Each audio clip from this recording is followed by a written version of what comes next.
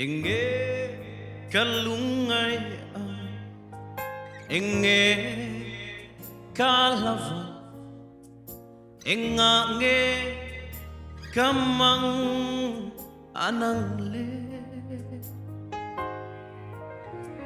kovel moina zong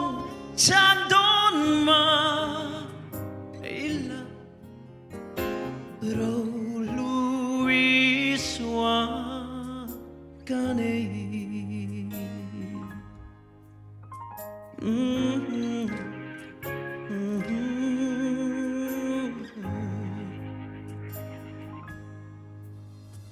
Kovel ropuina moina tinrente sana kalau zon chinte janin nei don lo maila Rohlu Isua kane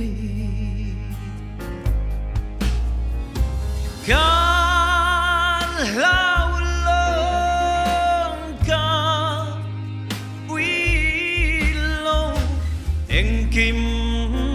po chandon maila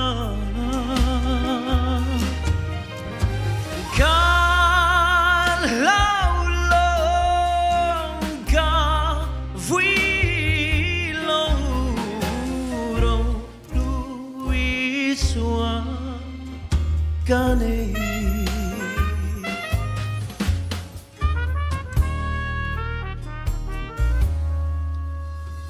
Inge kalung kamang inge ka zonang ingange kamang anang le kovel zong po hi bodon ma sila Rohlu Isua kane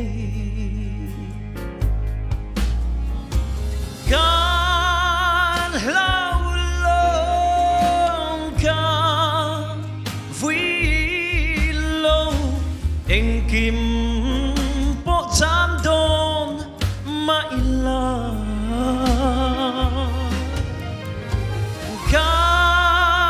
Rohlu